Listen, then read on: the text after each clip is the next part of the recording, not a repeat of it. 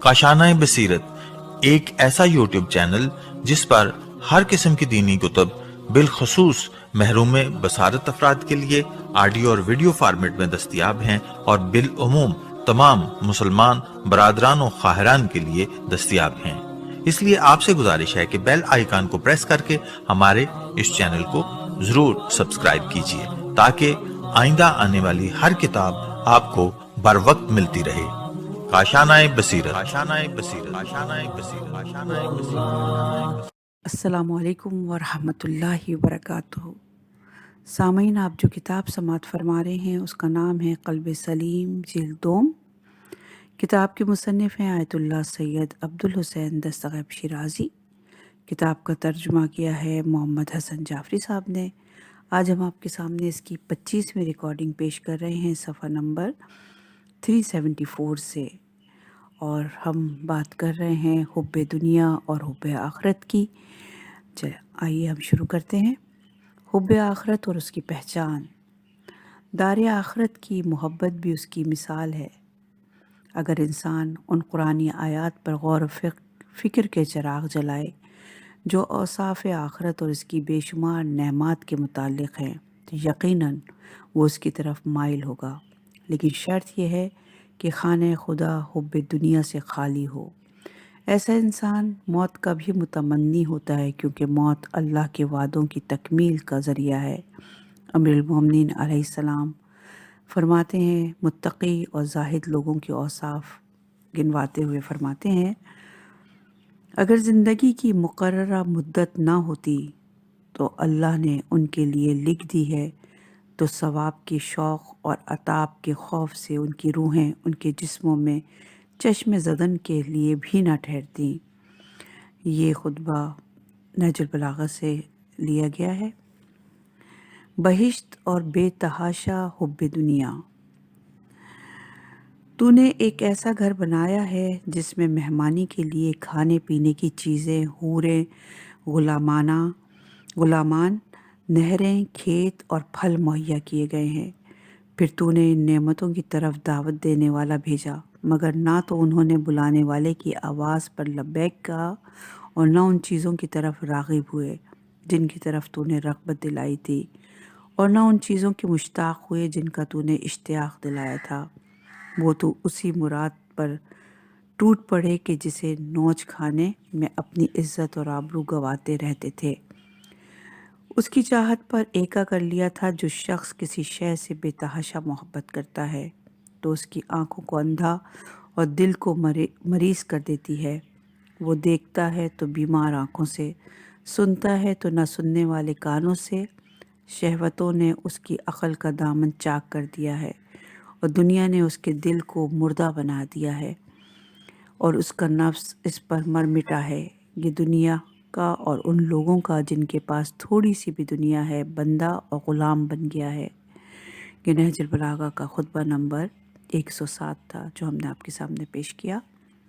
खुदा और उसके स्वालिहीन की मोहब्बत और फिर उस मोहब्बत के मरातिब के हुसूल के तरीक़ाकार की बहस बहुत तवील, और हम फ़िलहाल इसी पर इक्तिफ़ा करते हैं।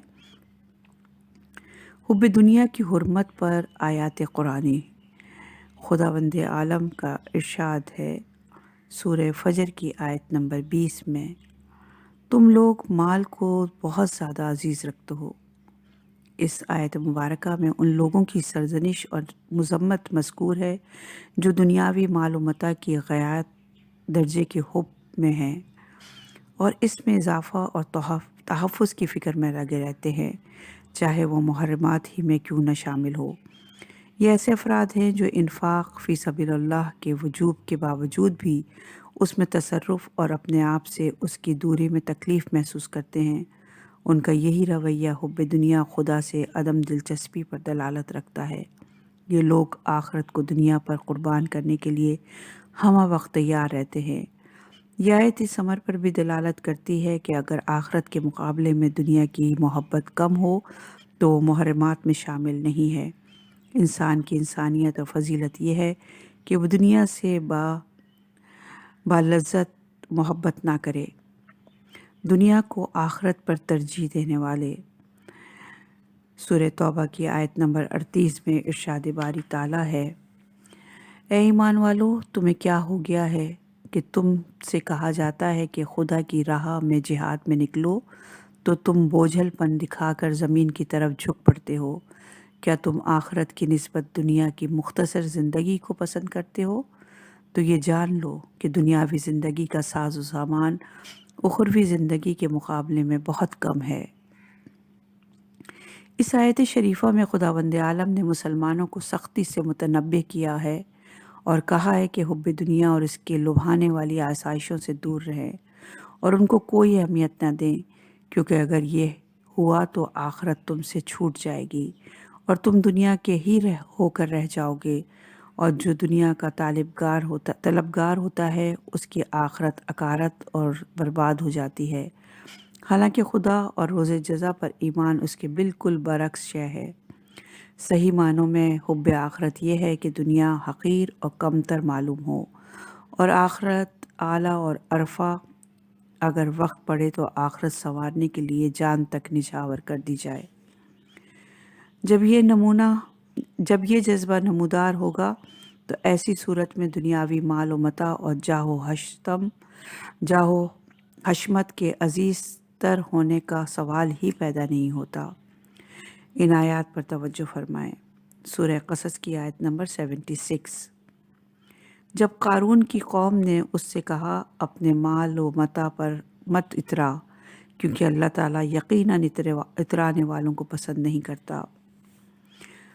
دوسری آیت ہے سورہ مومن کی آیت نمبر 75۔ تم زمین پر ناحق اترایا کرتے تھے اور اب یہ اس کی سزا ہے کہ جس کے لیے تم اترایا کرتے تھے۔ راغب مفردات کا قول ہے کہ یہاں فرح سے مراد دنیاوی خوشی و مسرت کی خاطر سینے کا کھل جانا و وسیع ہو جانا ہے، اور اس کا اطلاق کھانے پینے جیسی لذات اور خوشیوں پر ہوتا ہے، بری لذات اور نشاط پر نہیں۔ جیسے مرحا سے مراد خوشی اور نشاط میں افراط و زیادتی ہے۔ سورہ لقمان کی آیت نمبر 18 میں ہے، زمین پر اکڑ اکڑ کر مت چلو۔ اور اسی طرح سورہ انعام کی آیت نمبر 44 میں ارشاد باری تعالیٰ ہے، جب وہ اس بات کو بھول گئے جس کی انہیں نصیحت کی گئی تھی تو ڈھیل کے لیے ہم نے ان پر ہر طرح کی دنیاوی نعمات کے دروازے کھول دیے، یہاں تک کہ جو نعمات ان کو عطا کی گئی تھیں جب وہ ان کو پا کر خوش ہوئے تو ہم نے انہیں اچانک اپنی گرفت میں لے لیا اور وہ مایوس ہو کر رہ گئے۔ اسی طرح سورہ آل عمران کی آیت نمبر 188 میں ارشاد باری تعالیٰ ہے، اے رسول، تم ان لوگوں کو خیال بھی نہ لانا جو اپنی کارستانیوں پر اتراتے ہیں اور عمل خاک نہیں مگر تعریف کے طالب ہیں، پس تم اس بات کا ہرگز خیال نہ کرنا کہ انہیں عذاب سے خلاصی ملے گی، بلکہ ان کے لیے دردناک عذاب ہے۔ اس آیت میں کفار و منافقین کی دو صفات مذکور ہیں، اس پر ان کے لیے عذاب کا وعدہ کیا گیا ہے۔ اب ہر مسلمان کا فرض اولین ہے کہ ان صفات سے اجتناب کرے۔ پہلی صفت یہ ہے کہ کسی امر کے انجام دہی پر اترایا جائے، چاہے وہ مستحسن فعل ہو یا قبیح فعل۔ شرط یہ ہے کہ اس کے پس پردہ دنیاوی غرض و غایت پوشیدہ ہو۔ دوسری صفت یہ ہے کہ کسی ایسے امر پر یا صفت کو پسند کرے جو اس میں دانہ برابر بھی نہ ہو، لیکن اس کے باوجود اس کے لیے توصیف و تعریف کا خواست گر ہو۔ شیخ تبریسی کا جمع المجمع میں ارشاد ہے کہ یہ آیت اس شخص پر دلالت کرتی ہے جو عمل صالح کو بجا لائے اور پھر اس پر اترائے، یا پھر اس امر کے دل میں خواہش رکھے کہ لوگ زہد و عبادت و تقوی جیسی صفات پر اس کے لیے تعریفوں کے پل باندھ دیں، حالانکہ عملی طور پر وہ ان اعمال سے بالکل خالی ہو۔ تفسیر مختینات الدار میں مذکور ہے کہ اس آیت میں اسم موصول الذین عام ہے۔ ہر وہ شخص اس آیت کا مصداق ہو سکتا ہے جو صالح امور بجا لاتا ہو اور پھر ان پر اتراتا ہو۔ اور وہ اس بات کا خواستگر ہوتا ہے کہ لوگ اس کے ان فضائل و خصائص کی تعریف کریں جو اس میں سرے سے موجود ہی نہیں ہے۔ فخر الدین رازی تفسیر کبیر میں لکھتے ہیں، اس آیت کا باعث نزول یہ امر ہے کہ یہودی توریت میں تحریف کیا کرتے تھے اور غلط تفسیر سے لوگوں کو گمراہی کے دلدل میں پھنساتے رہتے تھے۔ وہ اپنی اس گھناؤنی حرکت پر نہ صرف خوش ہوتے تھے بلکہ اس امر میں بھی خواہ ہوتے تھے کہ ان کی سطحی دینداری، صداقت اور بلند کرداری کی تعریف کی جائے۔ رازی آگے فرماتے ہیں کہ اگر منصف مزاجی سے کام لیا جائے تو یہ امر پائے ثبوت کو پہنچتا ہے کہ لوگوں کی اکثریت اسی مزاج کی حامل ہے، کیونکہ افراد کی اکثریت طرح طرح کے حیلے بہانوں سے حصول دنیا کی سعی کرتی ہے۔ جب ان کا مقصد برابری ہو جاتا ہے تو اس امر پر خوش ہوتی ہے اور چاہتے ہیں کہ ان کی پاک دامانی، صداقت اور دینداری کی تعریف کی جائے۔ محقق اردبیلی اپنی کتاب زہدۃ البیان میں ارشاد فرماتے ہیں، کوئی بعید نہیں کہ یہ آیت مبارکہ کسی شخص کے اس فعل کی توصیف کی حرمت پر دلالت کرتی ہو جو اس نے انجام دیا ہو یا نہ دیا ہو، بلکہ دونوں صورتوں میں شادمانی اور خوشی کی حرمت بیان کی گئی ہے۔ چونکہ آیت عام ہے، اس میں کسی خاص امر کی طرف اشارہ مقصود نہیں ہے، اس لیے انجام دیے ہوئے امر پر اترانا محرمات میں شامل ہے۔ یہ حدیث زہدۃ البیان باب زکوٰۃ صفحہ نمبر 207 میں موجود ہے۔ احادیث میں اطراحت آمیز مسرت و شادمانی کو ممنوع قرار دیا گیا ہے، جبکہ آیت مبارکہ کا اشارہ بھی اسی طرف ہے جیسا کہ پیغمبر اکرم صلی اللہ علیہ وآلہ وسلم کا ارشاد ہے، مدح و ثنا کرنے والوں کے منہ میں خاک ڈالو، یعنی ان کی حوصلہ شکنی کرو۔ عدت الدائی میں مروی ہے کہ اترانا مہلک چیزوں میں سے ایک ہے۔ پیغمبر اکرم صلی اللہ علیہ وآلہ وسلم نے فرمایا، 3 چیزیں انسانی ہلاکت کا موجب ہیں۔ نمبر 1 بخل کی تقلید، نمبر 2 حوث کی مطابعت، نمبر 3 اپنے آپ پر اترانا۔ اترانا انسانی اعمال کو ضائع کر دیتا ہے۔ اپنے عمل صالح پر خوشی اور خود کو عیوب اور نقوص سے بری جاننا ہی عجب ہے یا اطراحت ہے جو انسانی ہلاکت کا موجب ہے، لیکن عمل صالح پر یہ خوشی اس طرح کی ہو کہ بارگاہ ایزدی میں عز و نیاز کا اظہار ہو اور اس کی عنایت و توفیق میں زیادتی کی خواستگاری اور احسان مندی ہو، اور اس عنایت و توفیق میں زیادتی کی خواستگاری ہو، تو یہ جائز اور صالح عمل ہے۔ امیر المومنین علیہ السلام کا فرمان ہے، مومن وہ ہے جو اپنے عمل صالح پر شادماں اور خوش اور برے اور قبیح فعل پر رنجیدہ ہو۔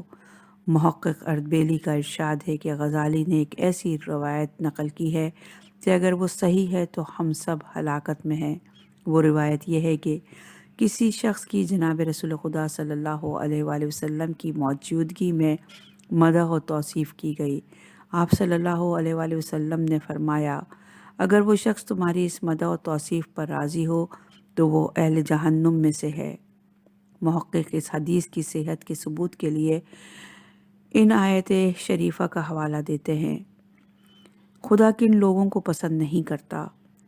سورہ الحدید کی آیت نمبر 22 اور 23 میں ارشاد باری تعالیٰ ہے، جتنی مصیبتیں روئے زمین پر اور خود تم لوگوں پر نازل ہوتی ہیں قبل اس کے کہ ہم انہیں پسند کریں، کتاب یعنی لوح محفوظ میں درج ہیں۔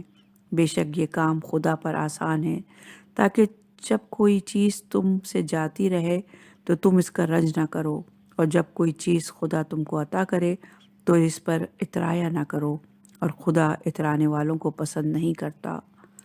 غرور و تکبر کی مظہر خوشی کی حرمت۔ ان آیات مفسرین اور اہل لغت کے بیانات اور غور و غوص سے اس امر سے آگاہی ہوتی ہے کہ ان آیات میں خدا کے نزدیک جس مکر و خوشی کی طرف اشارہ کیا گیا ہے اس سے بتر اور افراط کا عنصر جھلکتا ہے، یعنی حد اعتدال سے تجاوز کر جانے والے ترب و نشاط جس میں غرور اور اطراحٹ کا عنصر نمایاں ہو، وہ اس موضوع کی وضاحت کے لیے مثال پر غور کریں۔ فرض کیجئے کہ رہائش کے لیے کسی کو مکان کی ضرورت ہے۔ اب اگر کوشش کے باوجود بھی مطلوبہ مکان حاصل کر پاتا ہے تو اس کی یہ رہائش عارضی ہوگی اور ہر ماہ ایک مقدار رقم کرائے کے لیے ادا کرنا ہوگی، لیکن اس کے باوجود وہ خوش و خرم ہے کہ اس کو کم از کم ایک عارضی ٹھکانہ تو میسر آ گیا۔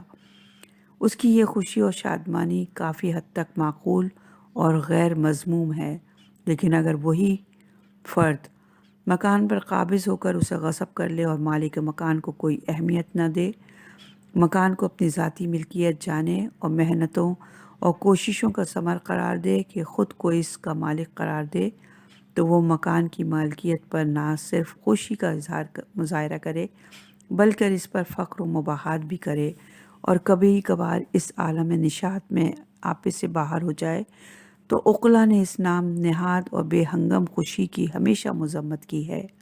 اب اس مثال کے بعد یہ کہنا معقول ہوگا کہ اگر کسی کو مال جیسی نعمت میسر آ جائے اور وہ اس کو خدا وند کریم کی جانب عطیہ گردانے اور اس پر یقین کامل رکھے تو اس کا مالک حقیقی خدا ہے اور اسے اس ربانی عطیہ سے کچھ حقوق ادا کرنے ہیں، نیز یہ کہ یہ مال عارضی ہے اور قبل از موت یا بعد از موت چھین لیا جائے گا، اور وہ اس امر پر راضی ہو کہ یہ فانی اور عارضی مال اس کی چند روزہ ضروریات پوری کر سکتا ہے، تو یقیناً ترب و نشاط کی یہ حد اگر پروردگار عالم کے شکر اور عاجز اور انکسار اور تواضع کے ساتھ شروع ہو تو قابل قبول اور احکام الہی کے مطابق ہوگی، جیسا کہ قرآن مجید میں ارشاد ہے سورہ یونس کی آیت نمبر 58 میں، اے رسول صلی اللہ علیہ وآلہ وسلم تم کہہ دو کہ یہ قرآن خدا کے فضل اور اس کی رحمت کا نتیجہ ہے،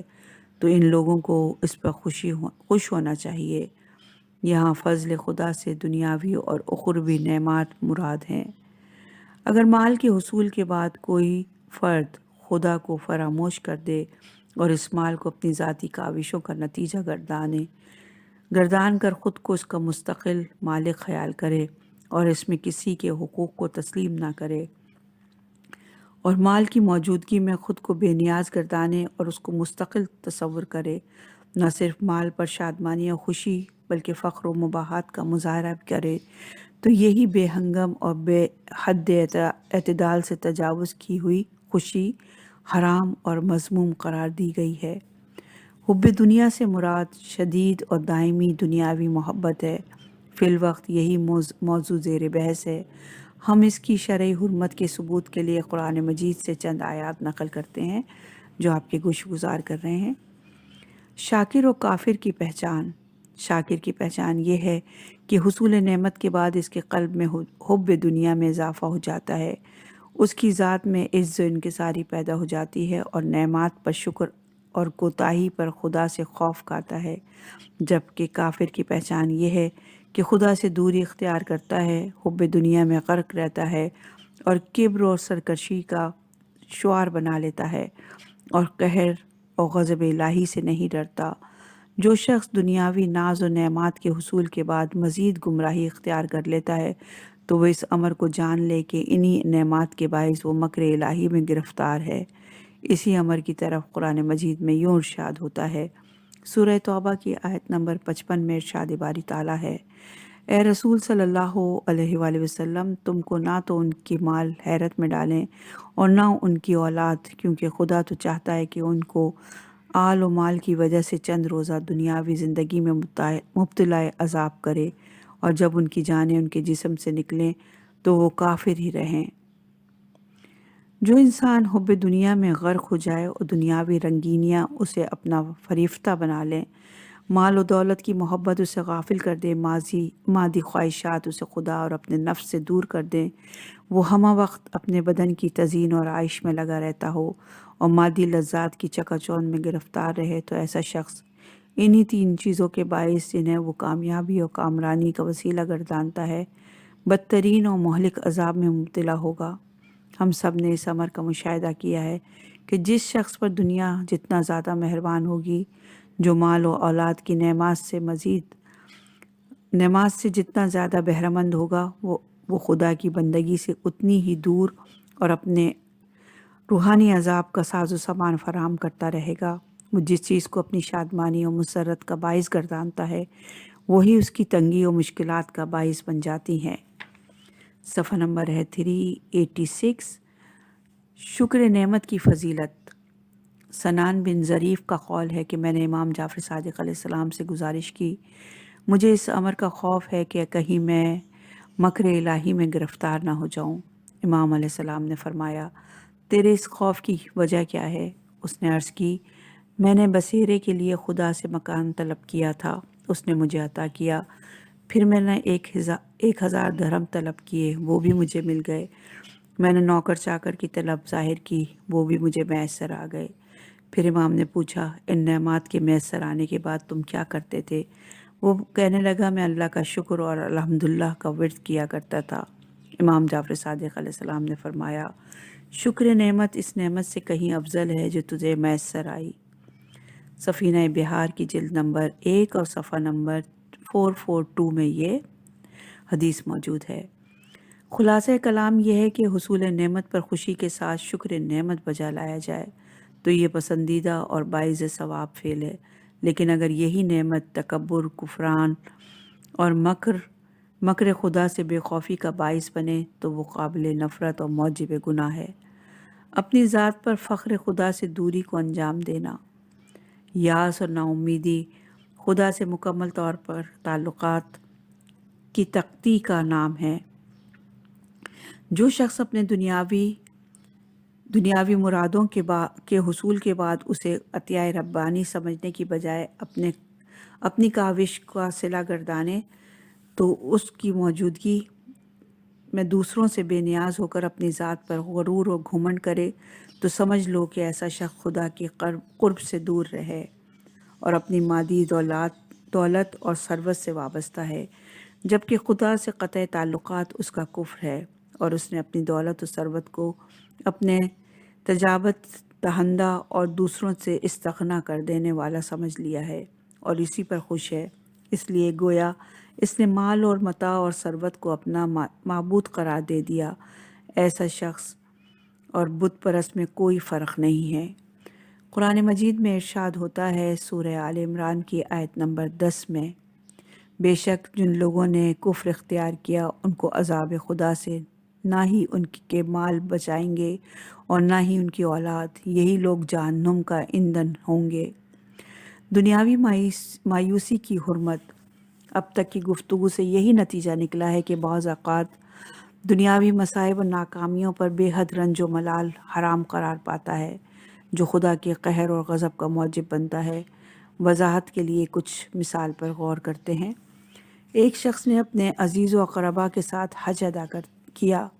اب اگر میر کارواں اس کے بیٹے کو سفری صعوبتوں سے نجات دلانے کے لیے کسی تیز رفتار سواری کے وسیلے سے قبل از وقت اسے وطن پہنچا دے تو فطری طور پر باپ کو بیٹی کی جدائی کا صدمہ ہوگا، جبکہ صاحبان شعور کے نزدیک یہ صدمہ قابل مواخذہ نہیں، بلکہ اگر باپ اس جدائی پر بے حد طیش میں آئے اور غایت درجہ کی خفگی کا اظہار کرے اور میر کارواں پر یہ اعتراض کرے کہ گویا اس نے اس پر ظلم کیا تو یہ ٹھیک نہیں ہوگا، کیونکہ اگر عقل و شعور سے دیکھا جائے تو اس کے بیٹے پر احسان کیا گیا ہے، اس لیے ذی شعور لوگوں کے نزدیک اس کی یہ خفگی مذموم ہوگی۔ اسی طرح کسی عزیز کی وفات پر دل شکستہ ہونا، گریہ و بکا کرنا قابل مواخذہ عمل نہیں بلکہ مستحسن فعل ہے، لیکن مقدرات الہی پر خفگی اور ناراضگی کا اظہار کرنا اور اس حقیقت کو فراموش کر دینا کہ وہ موت کی صورت میں دنیاوی غم و آلام سے نجات پا گیا ہے اور خود اسے بھی قلبی عرصے میں اس سے جا ملنا ہے، نیز اس طبعی موت کو ظلم اور ناروا حادثہ تعبیر کرنا اور اس پر بے حد غم و اندوہ عقلاً اور شرعاً دونوں حیثیتوں سے محرمات میں شامل ہیں۔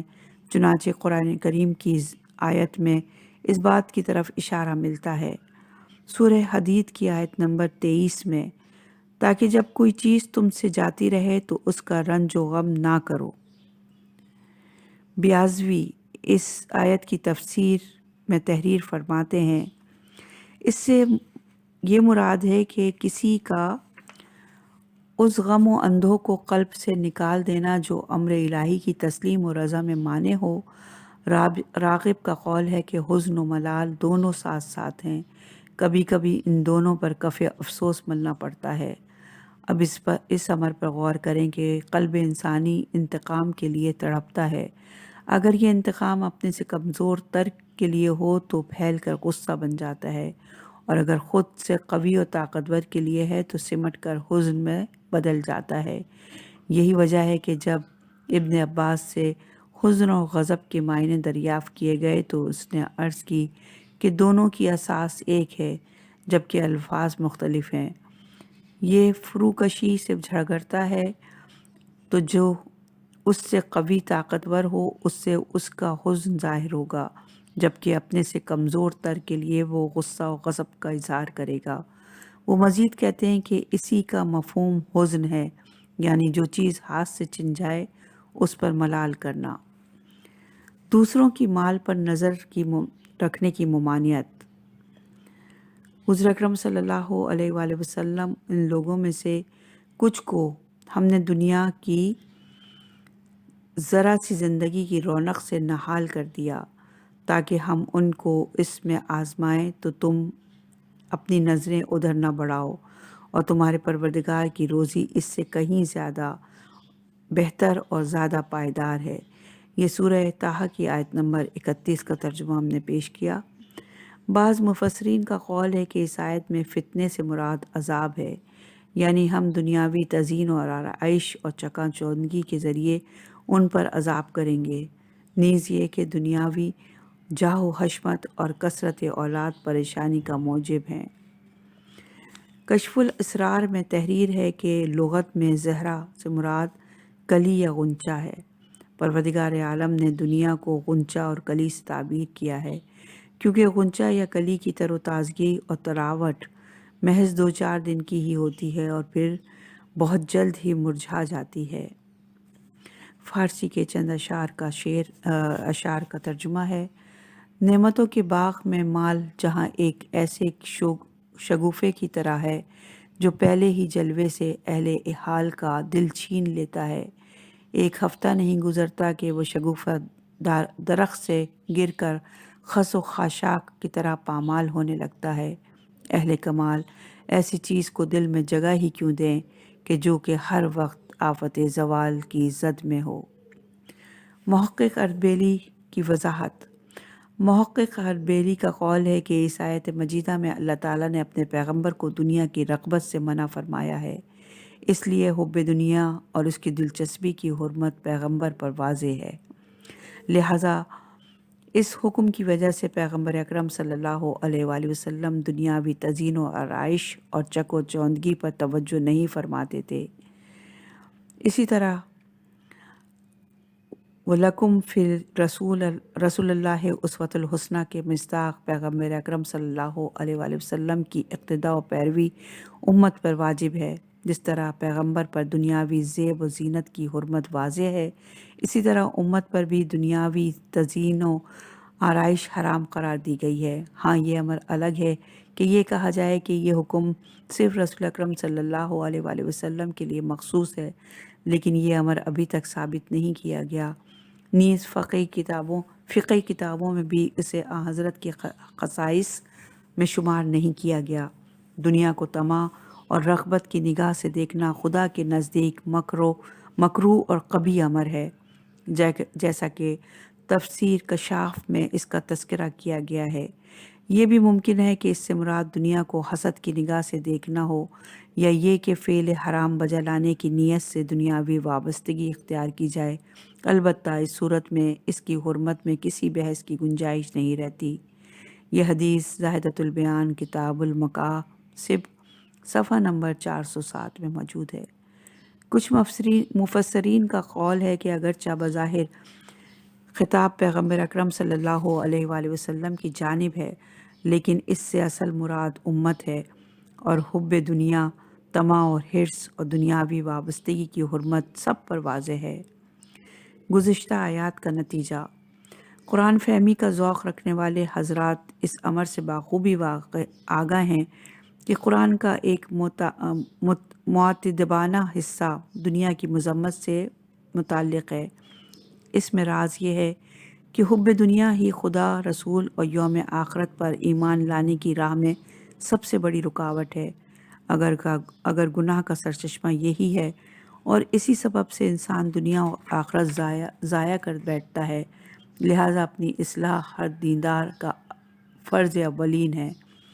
وہ حب دنیا کو اپنے قلب سے مٹا دے یا کم تر کر دے، اور اس کے برعکس حب خدا اور حب مقربین کو دل میں تقویت دے، اور دنیاوی حرمت پر دلائل آیات کا گہرے غور و خوض سے مطالعہ کرے، اختصار کے ساتھ معتبر روایات پر عمل بھی کرے۔ باب حب دنیا ابھی جاری ہے۔ انشاءاللہ کی اگلی ریکارڈنگ میں ہم مزید اس پر بحث کریں گے اور دلائل پیش کریں گے۔